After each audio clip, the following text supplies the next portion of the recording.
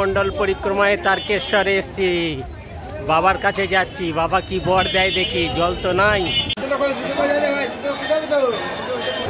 যাই হোক, তারকেশ্বর শিবের কাছে এসেছি। আপনারা জানেন জাগ্রত কত বাবা বলে বাবা এখানে তারকেশ্বর। যাই হোক, তারকেশ্বর মহাদেব কি ভক্তিবিনোদ ঠাকুর এই তারকেশ্বরের কৃপায় তিনি চৈতন্য মহাপ্রভু ধাম প্রকট করেছিলেন। আমরা সেই তারকেশ্বরের অনেকের মহিমা জানি। জয় ভোলে বাবা, তারকেশ্বর কি জয় হোক, তারকেশ্বর ভগবান কি জয় হোক। জয় হোক, রাধা गिरिधारी की जय हो।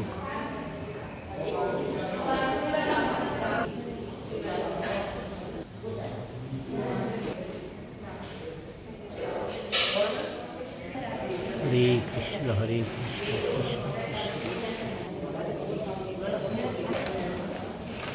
कृष्ण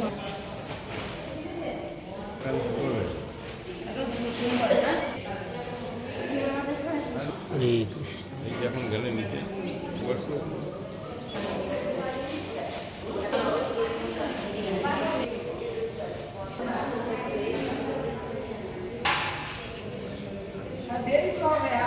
শ্যাম সুন্দরজিউ শ্যামের পাঠ দ্বাদশ গোপালের অন্যতম শ্রী শ্রী পরমেশ্বর দাস ঠাকুরের শ্রীপাঠ।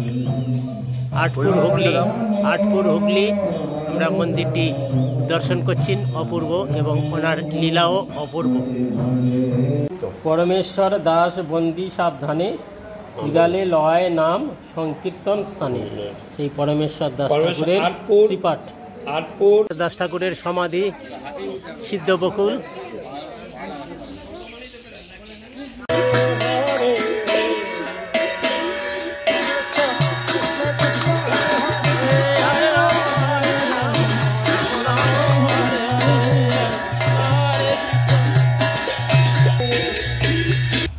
ভক্তবৃন্দ, আমরা পঞ্চম দিনের গৌরমণ্ডল পরিক্রমায় আটপুর পরমেশ্বর ঠাকুরের শ্রীপাঠে এসেছি। যে পরমেশ্বর ঠাকুর শ্রীয়ালকে হরিকথা বলিয়ে কৃষ্ণ কীর্তনে নৃত্য করিয়েছিলেন এবং তিনি কুণ্ডতে স্নান করতে গিয়ে শিখাসূত্র খুলে যাওয়াতে তিনি পিছন দিয়ে দু হাত প্রকাশ করে শিখা বন্ধন করেছিলেন। সেই পরমেশ্বর ঠাকুরের শ্রীপাঠ। এটা গোবিন্দজির মন্দির। গোবিন্দ মন্দির অপূর্ব একটি মাটির কারুকার্য। গোবিন্দ মন্দির অপূর্ব পোড়া মাটির কারুকার্য, পুরানো মন্দির, 400-500 বছরের পুরানো মন্দির। যাই হোক, পরমেশ্বর ঠাকুরের শ্রীপাঠ কি জয় হোক। পরমেশ্বর ঠাকুরের সেই 500 বছরের পুরানো মন্দিরগুলো পরমেশ্বর ঠাকুর শ্রীপাঠ কালের প্রভাবে জরাজীর্ণ অবস্থায়। দ্বাদশ গোপালের অন্যতম পরমেশ্বর দাস ঠাকুরের শ্রীপাঠ, শ্যামের পাঠ বলে সকলে জানে। শ্যামজিউর মন্দির আমরা দেখছি। পরমেশ্বর ঠাকুরের শ্রীপাঠে এসেছি। জয় হোক, পরমেশ্বর ঠাকুর কি জয় হোক, জয় হোক কি জয় হোক। পরমেশ্বর ঠাকুরের প্রতিষ্ঠিত বলরামজি আছে, রাধা শ্যাম সুন্দর আছে, এই জন্য শ্যামের পাঠ বলে জানেন। পরমেশ্বর ঠাকুরের অপূর্ব লীলা। তিনি শ্রীয়ালকে হরিনাম কীর্তন শুনিয়েছিলেন এবং কাছে একটি পুকুরে তিনি স্নান করাতে 4 হাত বার করে তিনি 2 হাতে কাপড় পরছেন আর 2 হাতে তিনি টিকি অর্থাৎ শিখা বন্ধন করছিলেন। সেই পরমেশ্বর কয়েকশো বছরের পুরানো বকুল বৃক্ষ, এইখানেই পরমেশ্বর ঠাকুর ভজন করতেন। ভক্তবৃন্দ, পরমেশ্বর দাস ঠাকুর তিনি একসময় এখানেই স্নান করে তিনি বস্ত্র পরিধান করছিলেন। ইতিমধ্যে ওনার শিখাসূত্রটা খুলে যায়, তখন আরও 2খানা হাত বার করে শিখাসূত্র বন্ধন করছিলেন। এটি অনেক ভক্তরা দেখে হরিবল হরিবল ধ্বনি দেন। তখন সকলকে বললেন, তোমরা এই সমস্ত লীলা কাউকে প্রকাশ করবেন না। তাই এই সেই কুণ্ডটি, যে কুণ্ডতে স্নান করতেন, আমরা সেই কুণ্ডটি দর্শন করছি এবং সকলে মাথায় জল নেন, দর্শন করে নিজেদের জীবন ধন্য করুন। জয় হোক পরমেশ্বর ঠাকুর কি জয় হোক। এর ভিতরে পাখিয়া গোপালের সমাধি। হেলান পাখিয়া গোপাল অবিরাম ঠাকুরের শিষ্য। নিত্যানন্দ প্রভু এই স্থানে এসে পাখিয়া গোপালের কাছে প্রসাদ, জগন্নাথের প্রসাদ যাচজ্ঞা করেছিলেন। তিনি দুটি তালপাতা নিয়ে উড়ে গিয়ে পুরী ধাম থেকে জগন্নাথের প্রসাদ নিয়ে এসে নিত্যানন্দ প্রভুর এই স্থানে সেবা দিয়েছিলেন। এটা তার শ্রীপাঠ, এখন ভগ্ন অবশেষ জঙ্গলে পরিণত হয়েছে। সেই গুরুর মহিমা, অবিরামের মহিমা সে প্রকাশ করার জন্যে বৈভব, গুরুদেবের বৈভবকে তিনি ধারণ করেছিলেন এই পাখিয়া গোপাল। জয় হোক পাখিয়া গোপাল কি জয় হোক।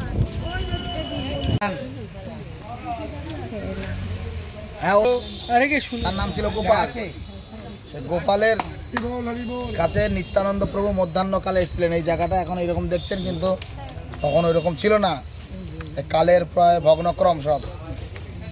এই যে গুরুর শক্তি, গুরুর প্রচার কে করে? একমাত্র শিষ্যরাই তার প্রচার করে, তাকে প্রসার করে সমস্ত জগতের কাছে বিদিত করে। তাই সেই গুরুর শক্তি পরীক্ষা করবার জন্যে নিত্যানন্দ প্রভু নিজে মধ্যাহ্নকালে আসলেন।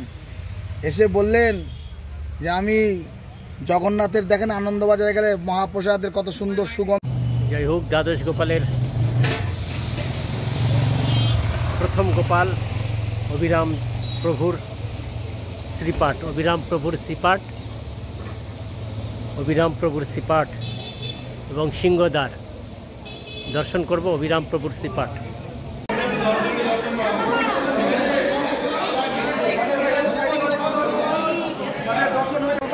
অবিরাম ঠাকুরের শ্রীপাঠ, খানাকুল, কৃষ্ণনগর, হুগলি। অবিরাম ঠাকুরের শ্রীপাঠ, অবিরাম ঠাকুরের শ্রীপাঠ।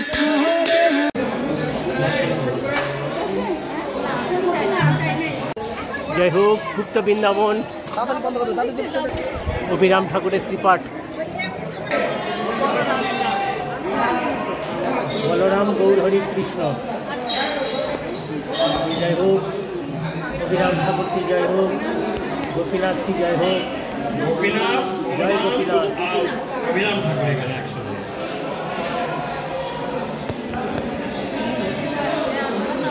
আমরা এখানে ঠাকুর দর্শন করতে পারছি। অবিরাম ঠাকুর, বলরাম এবং ভগবান গোপীনাথ। বাম দিকে অবিরাম ঠাকুর, ডান দিকে বলরাম, মাঝখানে গোপীনাথজিও দর্শন করছি। ভক্তবৃন্দ, আমরা অবিরাম ঠাকুরের শ্রীপাঠে এসেছি। এই অবিরাম ঠাকুরে দাপর যুগে শ্রীদাম, পিতা বিশ্বভানু রাজা, কীর্তিদা সুন্দরী, রাধারানীর ভাই। এই শ্রীদাম সখা কৃষ্ণের সঙ্গে খেলা করতে করতে গোবর্ধনে লুকিয়েছিলেন, অর্থাৎ লুকোচুরি খেলা করছিলেন কৃষ্ণের সঙ্গে। এদিকে কলিযুগ এসে গেছে, সকলে অবতীর্ণ হয়েছেন, মহাপ্রভু নিত্যানন্দ প্রভু। কিন্তু নিত্যানন্দ প্রভু এসে লীলা করছেন, অবিরাম ঠাকুরকে পেলেন না। তখন নিত্যানন্দ প্রভু বৃন্দাবনে গিয়ে দেখে না, সেইভাবে লুকিয়ে আছে। অর্থাৎ শ্রীদাম দেখছেন কখন কৃষ্ণ আসবে, আমাকে খুঁজবেন। তখন ওই সে 7 হাত লম্বা, তখন নিত্যানন্দ প্রভু কৃপা করে তাকে আবার নিয়ে এসে কলিযুগের অবতীর্ণ করিয়ে এই অবিরাম ঠাকুর রূপে এখানে তিনি ভজন করেছিলেন। এই খানাকুল কৃষ্ণনগর, এই সেই অবিরাম ঠাকুরের শ্রীপাঠ আমরা দর্শন করছি। এখানে অবিরাম ঠাকুরের অলৌকিক লীলা আছে। তিনি এই কুণ্ড থেকে পূর্ব দিকে, মন্দিরের পূর্ব দিকে এই কুণ্ড থেকে গোপীনাথকে লাভ করেন। তিনি এই গোপীনাথের সেবা করেন এবং গোপীনাথের সেবা করতে করতে তার শরীর থেকে চতুর্ভুজ রূপে তিনি এক শক্তি প্রকাশ করেন। সেই শক্তি মালিনী দেবী রূপে এক কন্যাকে কাজীরা মানুষ করেন। পরবর্তীকালে ওই কাজীর সঙ্গে কাজীর কন্যা বিবাহ করেন এবং অন্যান্য ব্রাহ্মণরা আপত্তি করেন। কিন্তু সেই একটি উৎসবে মালিনী দেবী সেই উৎসবে পরিবেশন করছিলেন, দেখলেন তার মাথায় থেকে কাপড় পড়ে যাচ্ছিল। মালিনী দেবী তখন তার আবার চতুর্ভুজ ধারণ করে দুহাত দিয়ে পরিবেশন করছে, দুহাত দিয়ে মাথার কাপড় পরিধান করেছিলেন। সেই স্থান অপূর্ব লীলা। এখানে শুধু এই নয়, অভিরাম ঠাকুর তিনি দ্বাদশ গোপালের অন্যতম শ্রীদাম। সেই গোপাল কি করেন, এখানে এসে সেই কৃষ্ণের বাঁশি শ্রবণের কথা মনে পড়ে। তখন এখানে 12 জন লোকে একটি কাঠের গুঁড়ি তিনি উত্তোলন করে বাঁশি বাজিয়েছিলেন, কৃষ্ণ নাম, কৃষ্ণ মহামন্ত্র উচ্চারণ করেছিলেন বাঁশি রূপ ধারণ করে। সেই কাঠটি ওখানে রেখেছিলেন, সেটিতে বিশাল একটি বকুল গাছ, বকুল বৃক্ষ হবে, সেটি আমরা এখনই দর্শন করব। সেই বাঁশি, যেই বাঁশি হাতে করে ধারণ করে বকুল বৃক্ষ হয়েছিল, সেই গাছটি আমরা দখল করব। দুর্লভ দর্শন। এই সেই অভিরাম ঠাকুরের সেই 500 বছর পুরাণের সিদ্ধ বকুল, তিনি 12 জন উত্তোলন করে যে কাষ্ঠটি তুলতে পারে না, তিনি অনায়াসে সেই কাষ্ঠটি তুলে বাঁশি বাজিয়েছিলেন, কৃষ্ণ নামে কীর্তন করে বাঁশি বাজিয়েছিলেন। আমরা সেই সিদ্ধ বকুলটা দর্শন করছি। জয় হোক অভিরাম ঠাকুর কি জয় হোক। দুর্লভ দর্শন। দোলমঞ্চ হয় এখানে। জয় অভিরাম ঠাকুরের শ্রীপাঠ কি জয় হোক। অভিরাম ঠাকুরের জয়মঙ্গল বলে একটি চাবুক ছিলেন। জয়মঙ্গল চাবুক যাকে স্পর্শ করবে তার প্রেম ভক্তি লাভ হবে, এবং তিনি যে ঠাকুরকে প্রণাম করবে তার মধ্যে যদি ভগবত্তা না থাকে তাহলে তার